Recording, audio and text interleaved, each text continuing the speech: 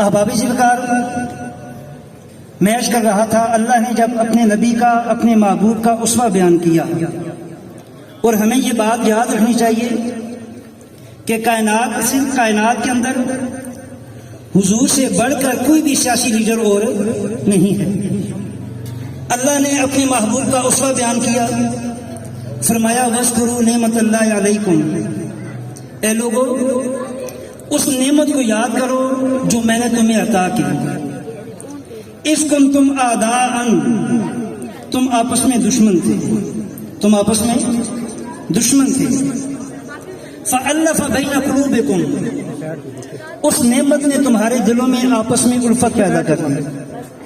فَأَصْبَحْتُمْ بِنِعْمَتِهِ إِخْوَانًا، اور اس نعمت کی وجہ سے تم آپس میں بھائی بن گئے۔ اب اللہ نے اپنے محبوب کا یہ اسوہ بیان کیا۔ حضور نبی اکرم صلی اللہ علیہ وآلہ وسلم کی بعثت سے پہلے لوگ اپنی بیٹیوں کو زندہ درگور کر دیتے، ماں باپ کا ادب نہیں تھا، حضور کی محنت، حضور کا اسوہ، حضور کی سیرت رنگ لائی۔ وہ بیٹی جس کو زندہ درگور کر دیا جاتا تھا، اہل عرب اور لوگ اس بیٹی کو برکت اور رحمت کی علامت سمجھنے لگے۔ یہ میں نے آپ کو ایک مثال دی۔ پورے معاشرے کے اندر ایک جو تبدیلی آئی وہ کیا آئی؟ فَأَصْبَحْتُمْ بِنِعْمَتِهِ إِخْوَانًا، کہ تم آپس میں بھائی بن گئے۔ اس نے اللہ نے ایک ابلیس کا بھی کردار بیان کیا، فرمایا انما یرید الشیطان ان یوقع بینکم العداوۃ والبغضاء، شیطان یہ چاہتا ہے کہ تمہاری دلوں میں بغض اور عناد بھر دے۔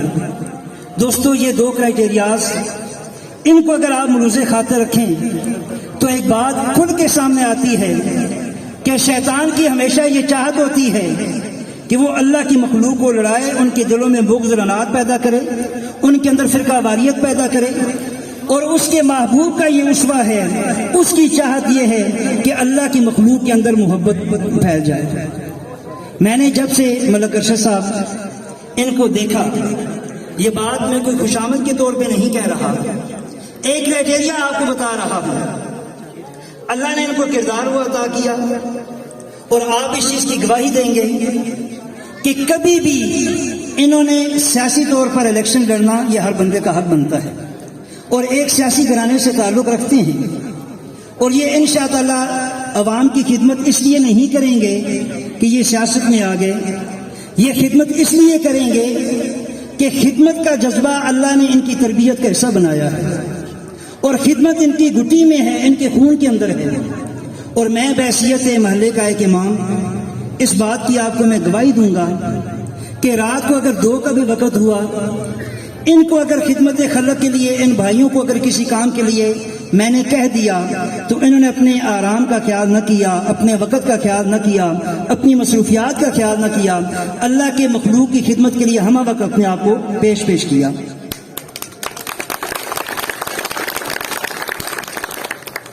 اور بات ہو رہی تھی کردار کی۔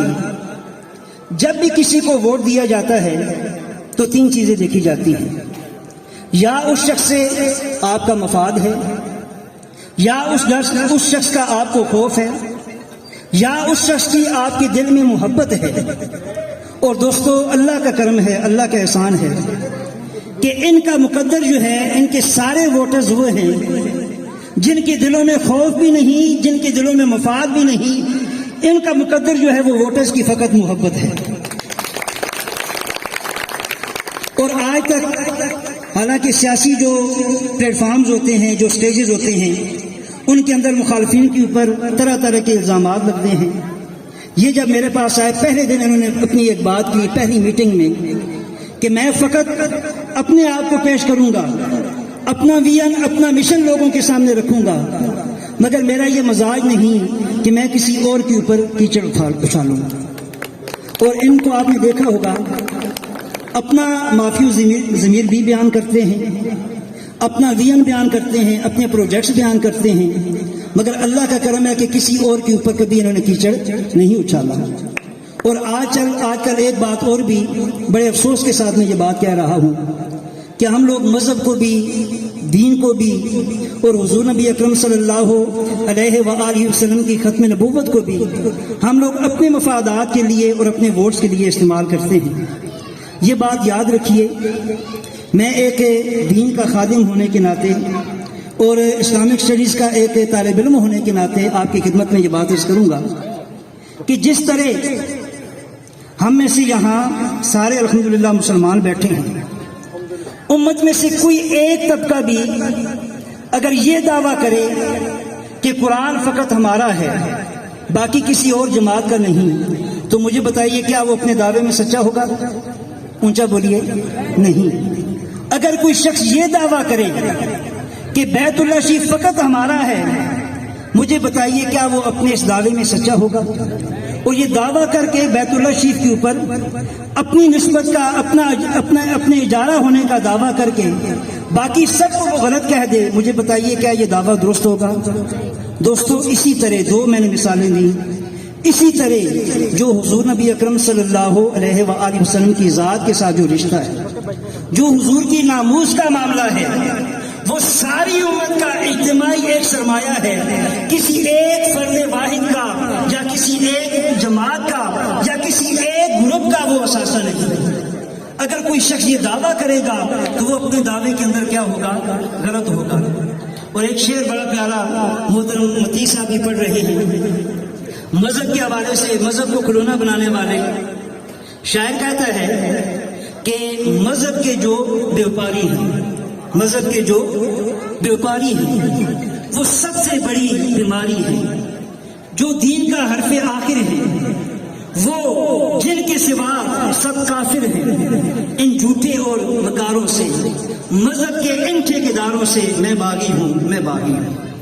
تو دوستو، اس وقت اگر ہم اپنے حلقے کے محترم ملک ارشد صاحب کی بات کریں کردار کے حوالے سے، اور جب حضور کی ناموس کی بات ہو یا حضور کے ساتھ والانہ محبت کی بات ہو، تو سب سے پہلا جو سٹیپ آتا ہے وہ انسان کے بظاہر حلیے کا اور چہرے کا آتا ہے۔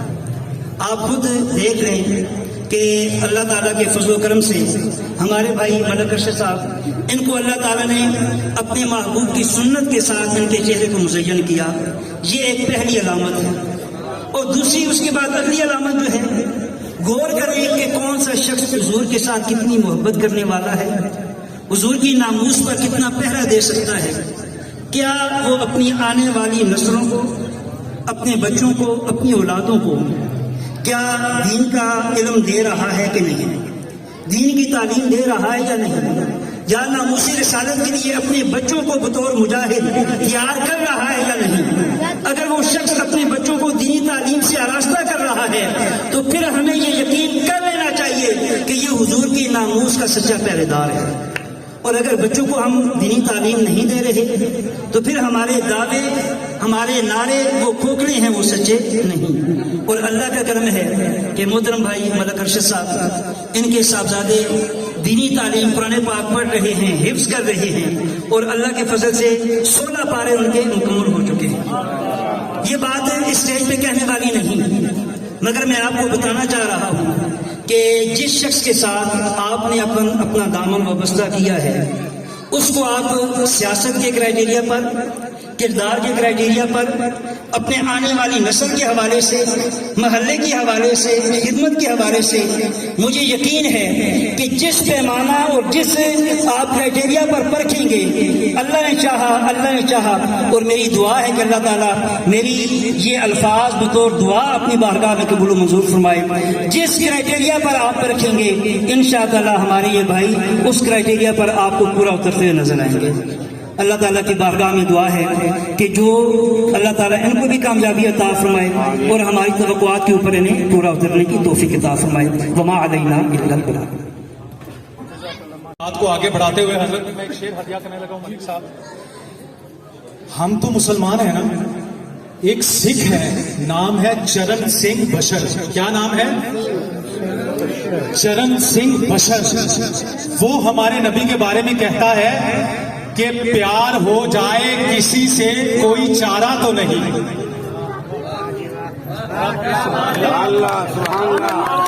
پیار ہو جائے کسی سے، پیار ہو جائے किसी से इतना बड़ा शेर पढ़ने लगा हूं चरण सिंह बशर का कि पूरा मजमा खड़ा होकर दाद दे। मेरा शेर बहुत बड़ा है लेकिन आपने खड़े नहीं होना, सिर्फ दाद देनी है मुझे। चरण सिंह बशर कहता है कि प्यार हो जाए किसी से कोई चारा तो नहीं, सिर्फ मुस्लिम का मोहम्मद पे अजारा तो नहीं, सिर्फ मुस्लिम का मोहम्मद पे अजारा तो नहीं। मुल्तमिस हूं, चूंकि वक्त बहुत महदूद है और कायद का हुक्म है कि इसको मजीद शॉर्ट कर दें और आपके लिए खाना भी तैयार है, हम चाहते हैं वो गरम गरम ही आप खाएं तो ही मुनासिब रहेगा। मुल्तमिस हूं, बहुत शफीक बहुत मेहरबान शख्सियत आपके इस इलाके की, बस नाम ही काफी है, पीर सईद अहमद नक्शबंदी साहब। अम्मा बाद अऊज़ु बिल्लाहि मिनश शैतानिर रजीम बिस्मिल्लाहिर रहमानिर रहीम।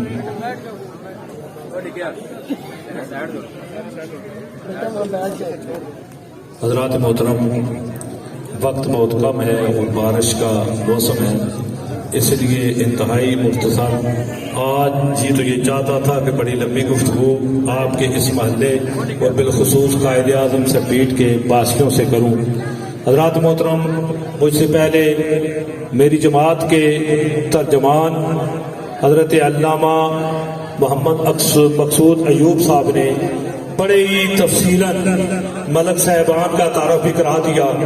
अगर अब मैं ये कहना शुरू करूं कि इस इलाके में सुई गैस अगर लगी तो सबसे पहले मलक मिस्री खान साहब ने लगवाई, अगर ये कहना शुरू करूं कि इस इलाके में सबसे पहले अगर कोई गली पकी हुई तो मलक मिस्री खान साहब ने कराई, अगर इस इलाके में बिजली के खंभे लगे तो मलक मिस्री खान ने लगाए, ये तो बड़ी लंबी तवील फहरिस्त हो जाएगी। मैं इतनी बात अर्ज करूंगा कि आपके पास इलेक्शन में उम्मीदवार आ रहे हैं और मैं ये नहीं कहूंगा और नहीं मैं इस चीज का कहल हूं कि सियासत का मजहब से ताल्लुक नहीं, मैं एक मजहबी सियासी जमात के साथ ताल्लुक रखता हूं और आज जो भी अहले सुन्नत बरेलवी मकबा फिक्र का दावा करने वाले या रसूलुल्लाह कहने वाले ये दावा करें कि हमने इस मुल्क के पाकिस्तान को कुछ दिया। हाजी मलिक उमर फारूक साहब पार्लियामेंटेरियन बैठे हुए हैं, पाकिस्तान बना 47 में और पाकिस्तान को 73 में जो आइन मिला मेरे कायद अल्लामा इमाम शाह अहमद दुरानी ने दिया। अल्लामा शाह अहमद दुरानी की कोशिशों और काविशों से और आपकी मेहनतों से तमाम मकाते में फिक्र का उसमें किरदार था, लेकिन मेरे कायद अल्लामा शाह अहमद दुरानी ने। फिर जो लोग आज अहले सुन्नत के ठेकेदार बनकर बात करते हैं कि हमको बाबा जी ने ये काम सिखाया, मैं उस बाबा जी की बात करता हूँ जिसने अहले सुन्नत को क्या कुछ नहीं दिया, अहले सुन्नत को पहचान दी, अहले सुन्नत को नाम दिया और पार्लियामेंट को नाम दिया, पाकिस्तान को पहचान दी। हाजी उमर फारूक साहब पार्लियामेंट के बाहर दीवान सदर के सामने लिखा होता था इस्लामी अवामी जमहूरिया पाकिस्तान, अवामी जमहूरिया पाकिस्तान। आज लिखा होता है ला इलाहा इल्लल्लाह मुहम्मदुर रसूलुल्लाह। आज क्या लिखा होता है? ला इलाहा इल्लल्लाह मुहम्मदुर रसूलुल्लाह। पाकिस्तान के माथे का जो झूमर ला इलाहा इल्लल्लाह मुहम्मदुर रसूलुल्लाह मेरे कैद अल्लामा शाह अहमद दुरानी की कोशिशों से है। वो कौन कैद जो 1970 की दहाई में मदीना तैयबा से उलमाए अहले सुन्नत की दावत पर मदीना तैयबा से रिहाइश तर्क करके पाकिस्तान तशरीफ लाए और पाकिस्तान के अहले सुन्नत की क़यादत फरमाई। एयरपोर्ट में जब पहले उतरे सबसे पहला बयान जो दिया अयूब खान का दौर था, आपने कहा सदर अयूब होश में आ जाओ, ये हमारे मुल्क में एक ऐसा जरासीम है जो मुल्क को तो लख्त करने पे है। एमएम अहमद कादियानी जो कि मगरबी पाकिस्तान और मशरकी ने दरमियान में दरारें डाल रहा है, उसे वजारत खुराक से हटाया जाए। फिर मेरे कायद ने सबसे पहले ईद मिलन पार्टी पाकिस्तान में आने के बाद खालिद हाल कराची में हुई। साथियों ने कहा आपने कौन सी बात शुरू कर दी? पाकिस्तान का पहले वजीर खारजा कादियानी था सर जफरुल्लाह खान, यहाँ ये हो नहीं सकता। आपने फरमाया कि कादियानी इस्लाम के भी दुश्मन है, पाकिस्तान के भी दुश्मन है। आज बड़े दावेदार फिरते हैं। आज गाजी मुमताज हुसैन कादरी का नाम लेने वाले मुझे बताएं कि कहाँ थे बड़े बड़े लीडर, कहाँ थे इनके जो दावे करते हैं। सबसे पहले पाकिस्तान का मीडिया इस चीज का गवाह है। हाजी साहब पाकिस्तान का मीडिया इस चीज का गवाह है। आज ये बातें इसलिए कर रहा हूं कि मुझ पे हिट हुई है, मेरी जात का अदब का निशाना बनाया गया है। सबसे पहले पाकिस्तान की मीडिया पर जिस शख्स ने ये जिम्मेदारी कबूल की, उसे कहा गाजी महमूद हुसैन मलिक मुमताज हुसैन कादरी को हम गाजी कहेंगे। पहले 15 मिनट में टीवी चैनल पे जिसने कहा उसका नाम डॉक्टर अबुल खैर साहबजादा मोहम्मद जुबैर अलवरी है, लेकिन इस नाम नहाद अहले सुन्नत की ठेकेदार जमात ने ये जुल्म किया कि डॉक्टर अबुल खैर के मुकाबले में एक एमकेएम का भगोड़ा और बद किरदार शख्स को खड़ा करके 12,000 वोट उस जालिम ने लिए। इस लब्बैक तहरीक जो तहरीक लब्बैक का नाम लेते हैं, मैं ये बातें नहीं करता होता, लेकिन आज मजबूर कर दिया गया कि ये बातें की जाए। डॉक्टर अबुल खैर साहब ने 46,000 वोट लिए और 50,000 वाला जीता, 4,000 वोटों से हारे और 12,000 तहरीक लब्बैक ने वहां से वोट लिए। कौन सी अहले सुन्नत की खिदमत कर रहे हैं, किस बात में हमें दबजा दे रहे हैं। मैं आज आपके मजमे को गवाह बनाकर कह रहा हूं और मैं ये दावत देता हूं मुंशी महबूब के इस बेटे को नाम लेकर कि तूने ये कहा है कि मिलादुन नबी के जुलूस में मैं हार उतारूंगा। हार क्या उतारेंगे, तेरी हार तो तेरे गले में है ही है। तेरी जुर्रत है तो तू अभी भी आ और मिलादुन नबी के जुलूस में आकर तू शिरकत करके मुझे दिखाना। हार तो बाद में उतारेंगे, उस जुलूस में तुम शरीक भी नहीं हो सकते। अल्हम्दुलिल्लाह अल्लाह ताला के फजलो करम से वाकई की सरजमीन पर और इस नवाबाबाद के गिरदो नवाब है 3 बड़े जुलूस होते हैं जिसका एजाज इस बंदा नाचीज को है। वाकई से कर्नल शफीक साहब से बैरियर 2 से जो जुलूस मंजूर करवाया, अल्हम्दुलिल्लाह आज भी वो एप्लीकेशन पे मौजूद है। वो इस बंदा नाचीज सईद अहमद नक्शबंदी का नाम है। ये जो जुलूस जीटी रोड बात और मोड़ से बैरियल 2 तक, ये तल्लत गोंदल साहब की मंजूरी हुई, तल्लत गोंदल साहब डीसी रावलपिंडी से उस वक्त। तो उस वक्त हमारे वकास असलम खान मार्च हमारे एसी थे, उन दोनों का बड़ा किरदार है, बिलखुसूस वकास असलम मार्च का। लेकिन ये अल्हम्दुलिल्लाह मैंने इसकी मंजूरी ली। तीसरा जुलूस मलकाबाद से जो इधर से कायदे आजम स्ट्रीट से गुजर के जामिया मस्जिद सईदा फातिमा तुज़हरा जामिया मुजद्दिदिया में इख्तिताम होता है। तुम बताओ तुम्हारा काम क्या है, दीन के वाले से तुम्हारा क्या ताउन है। 2018 के इलेक्शन में बले के निशान पे आसिया मलूना के मुहावजों के साथ आसिया को रिहा किया गया। इन्होंने तहरीक इंसाफ को नहीं छोड़ा, लेकिन जिस वक्त रजिस्ट्री मुहर्रर भर्ती होने के लिए जा रहे थे वहां से दुरकारा गया तो वापस आकर तहरीक लब्बैक याद आ गई। लानत है ऐसे किरदारों पर जो अपने जात को इस्लाम के लिए, और ये बलदियाती इलेक्शन इस्लाम के नफाज का इलेक्शन नहीं है। बलदियाती इलेक्शन में हमने ये चुनाव करना है कि हमारा कौन सा नुमाइंदा बेहतर है। मैं अजी उमर फारूक साहब इस चीज के गवाह हैं। साहब ये 2 जो हल्के हैं ना, मलिक मिस्री खान साहब के किरदार और उनकी मेहनत की वजह से बगैर सोचे समझे मैंने और मेरे उस्ताद मोहतरम फख्र सादात इस इलाके में अहले सुन्नत की पहचान पीर सैयद गुलाम मुस्तफा शाह साहब ने बगैर मशरूत हमने कहा कि हम इनकी हमायत ही नहीं करेंगे, इलेक्शन कैंपेन भी चलाएंगे और चला रहे हैं। लेकिन स्टेजों पे आने का शौक नहीं था, ये उन्होंने मजबूर किया। तो आप याद रखें, लब्बैक या रसूलुल्लाह का नारा लगाने वाला मैं हूं। ये अभी लब्बैक के नारे लगा रहे हैं। 2003 में सरजमीन वाह कैंटीनेंटल होटल पे सनाउल्लाह कादरी साहब ने जहां खिताब किया, मेरे कैद मोहतरम डॉक्टर अबुल खैर साहबजादा जुबैर साहब ने जहां खिताब किया, लब्बैक या रसूलुल्लाह कॉन्फ्रेंस सबसे पहले मैंने करवाई वाह कैंट में 2003 में। और लब्बैक या रसूल अल्लाह ये कोई सियासी नारा नहीं है, ये सियासी नारा नहीं है। सियासी नारा या रसूल करीम सल्लल्लाहु अलैहि वसल्लम के नारे को सियासी नारा इस्तेमाल न करें। लब्बैक पाकिस्तान तहरीक का नाम है, पाकिस्तान को लब्बैक कहते रहे। मुशर्रफ भी कहता था सबसे पहले पाकिस्तान, और उसी सिलसिले की ये कड़ी है, सबसे पहले पाकिस्तान लब्बैक पाकिस्तान। आप खुद समझ सकते हैं, पढ़े लिखे लोग हैं, लब्बैक पाकिस्तान का मतलब क्या बनता है। तो खुदारा मैं उनसे ये गुजारिश करूंगा कि ये कार्ड आज के बाद इस्तेमाल न करें। अगर इस्तेमाल किया तो शायद आपको महंगा पड़े। यार जिंदा सोबत बाकी व माल है।